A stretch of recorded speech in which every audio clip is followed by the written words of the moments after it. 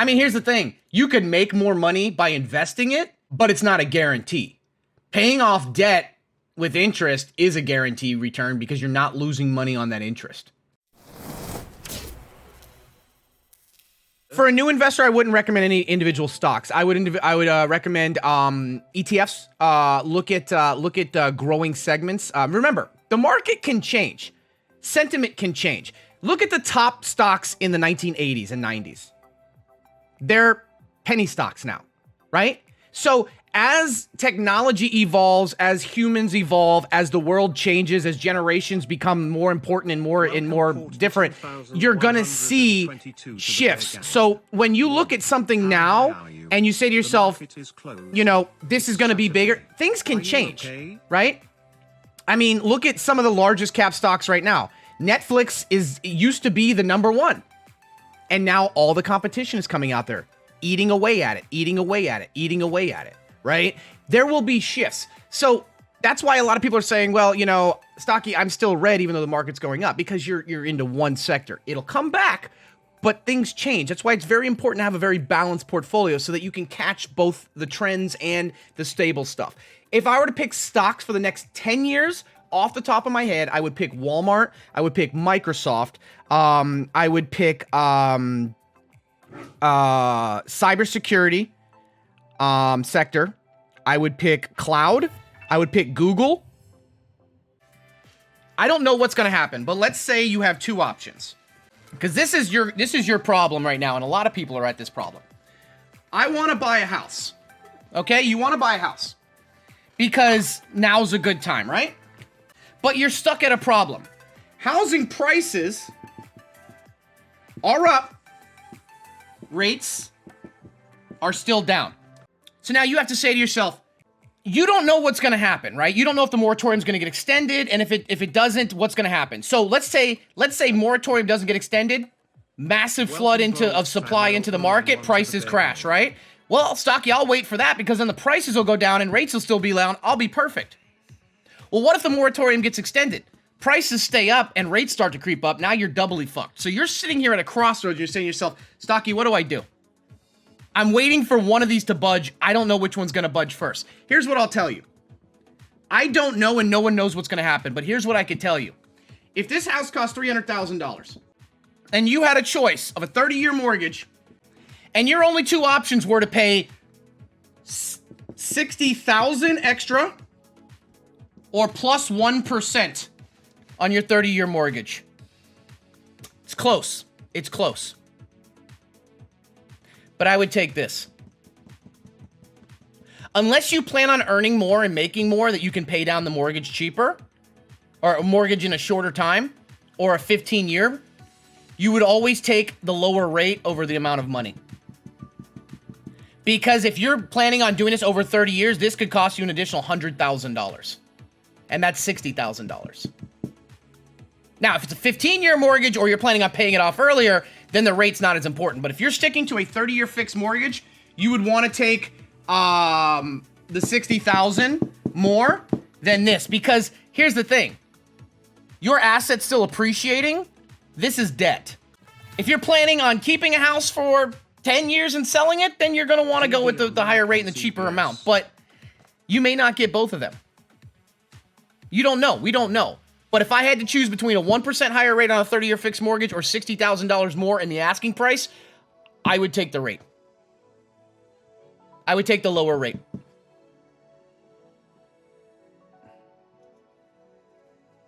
That's what I would do. Because with the house, even if the price comes back down, okay, you're paying that mortgage off of what you purchased it at, and another housing boom, inflation, you know, you can recover your money. This money you're not getting back because that's interest you're paying to the bank. I have $10,000 in savings and have another $5,000 that I want to invest. I don't want it just sitting in a bank losing value. Opinion on where to park the money to make money. Guys, I know I make a joke about it all the time, but dead serious, you guys really need to start investing in yourselves. And I mean that as in, I think a lot of times we lose we lose focus on actually the most important thing when it comes to investing. Because remember, investing is for the long term, right? And when you're talking long term, you want to get the most bang for your buck, right? If you have $5,000 and you don't know what to do with it, I want you to go open up your fridge and your pantry and look at the food you have. I want you to go look at your mattress. I want you to look at the chair you sit in every day. That's what I want you to focus on. Because here's the thing. Your $5,000, even if you put it in the best ETF, in 40 years, you might turn it into $50,000, $80,000. But if you put that into eating healthy and getting a good mattress so you and good chair for your back, you're going to save hundreds of thousands of dollars in medical bills and premiums and co-payments down the road. And you're going to live longer, and you're going to have there's sweat equity is literally insane. I know that memes aside, you guys are like, yeah, but I can't do, listen, hookers don't care if I'm healthy. They just care if I have money. I get that. But in all seriousness, I think that gets lost a lot. I think people really, and it's stupid for me to say that because I'm sitting on a fucking $300 chair that I got for free. But I'm dead serious. Like, a lot of that times, as people will not focus on investing in themselves, which when it comes to medical bills and longevity, that's more important. Should I pay back student loans at 2.6% or invest in the money? I mean, here's the thing. You could make more money by investing it, but it's not a guarantee. Paying off debt with interest is a guaranteed return because you're not losing money on that interest. It really depends on why you're buying the option. Okay, there's two reasons to buy a call. One, you want to make quick money to flip that call, which is 99% of people here. The other is that you want to own shares of something, but you want to basically put a down payment for it, right? You want to put it on layaway with a non-refundable down payment, hoping that when you come back to buy it, that deal that you were buying it at is still there. For example, let me put it to you this way. You want to buy a house, okay? And the house is currently at $250,000. And you're hoping, okay, you don't have $250,000 right now. You're getting ready to change jobs and have more money. And you're like, I want this house at $250,000. But I don't have $250,000 right now. And so the person selling the house says, you know what? For $25,000, I'll hold this for you.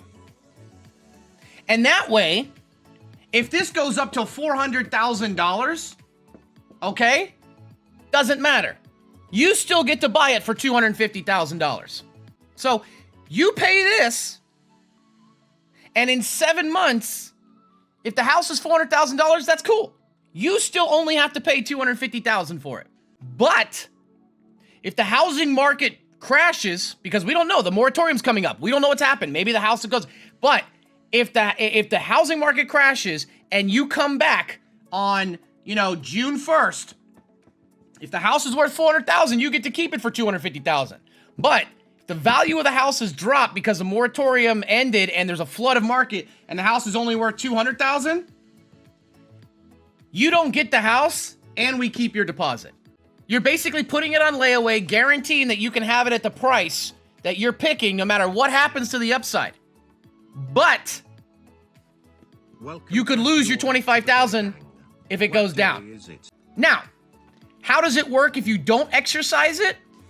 Let's say the house is worth $350,000 on May 30th, right? Now all of a sudden people are like, wait a second, you have a piece of paper that says you get to buy this house at $250,000 no matter what, and it's already $350,000 and going up? I want that piece of paper from you. And you're like, oh yeah? Well, I paid $25,000 for this piece of paper. I don't really want the house anymore because I found out I'm moving in different jobs, but this piece of paper is really valuable now. I'll sell it to you for $50,000. And they're like, it's only $50,000 and I save $100,000. So that means I save $50,000 overall. Fuck yeah, I'll pay you for it. Because it might go to $500,000 and I only have to pay $50,000 for that guarantee. I want this, right? the more it increases in a shorter amount of time, the more valuable this piece of paper becomes. But the longer it stays close to this and away from this, the more likely it is to end out of the money or not really make anything. So guess what? the value of that piece of paper, okay, starts to decrease. Because now you're like, well, shit. I get a guarantee at 250,000, but it's currently at 260,000, meaning I paid $25,000 for this piece of paper, but I only saved 10,000. I'm actually $15,000 in the hole. So guess what?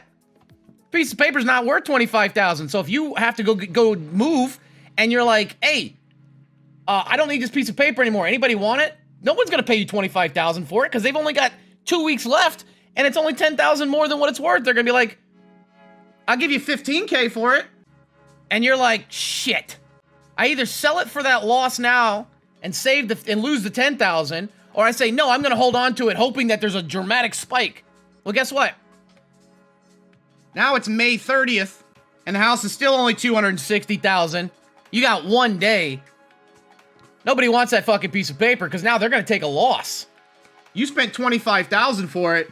Your best offer is 5K. Because that way they can save 5K if it's 260 the next day. You lost $20,000. This person broke even. But you know what? They may not even want this piece of paper because nothing can happen. So they're gonna say, you know what? Fuck your piece of paper. I'll wait till tomorrow and I'll either buy it at 250, buy it under, or buy it for 10,000 more and not taste the risk of losing 5K. Because if I spend 5K for this piece of paper and it's 240 tomorrow, I lose this and you know what I'm saying? So that's kind of how an option works. And instead of a house, it's shares. It's 100 shares. Instead of a house, it's 100 shares. Okay? So you're basically, that's what causes the value. The more time, like for example, if this goes from 250 to 350 today to next week, it's only April, you've got till June. That means the chances of this going to 600 or 700 if it keeps that same trajectory is insane. So now instead of paying 25,000, somebody will probably pay you 150,000 for it because they're still going to save 500,000. So they're getting a deal and you're making a shitload of money because you're moving. You don't want the house anyways. What about people getting the options that the stock will go down? Basically, it's just somebody betting that the price is going to go down and then they get to buy it and sell it back at a higher price, right? So for example, if they think the house is going to go down to under $200,000, they can buy a contract that says that, and then instead of getting the shares cheaper, they're getting to sell them back more expensive, right? So in that case, the difference would be, without going into a whole nother thing, the idea with the house, guys, for puts is the opposite. It's basically I'm paying $25,000 for a contract. If the house is currently worth $250,000, I think the house is going to go down. And so what happens is basically I pay for the right to sell this house back at 250. So if the house goes down to $100,000, right? I get to buy that house for $100,000, but the person who wrote this has to buy that house back from me for $250,000. It's just the opposite. So instead of me buying it here and I get guaranteed to buy this no matter what the price is there, the opposite is no matter what the price is here, they have to buy it back to me at this price right here. So that's like the stock. Why would anyone write that? Because imagine somebody says to themselves right now, you know what? I think that the moratorium is going to get extended and housing prices are only going to go up. And somebody else out there says, I think the moratorium is actually going to end because it's just going to end. And housing prices, there's going to be a flood of houses into the market and the price is going to crash. And so it's basically a bet. Somebody's like, oh, okay, well, I think you're wrong. You could pay me $25,000. And if you're right, guess what? You could sell me that house for $250,000, even if it's only $100,000. But if you're wrong, you get nothing, and I get to keep the money you paid for this. That's what it is. That's basically how options are. It's basically people betting against each other.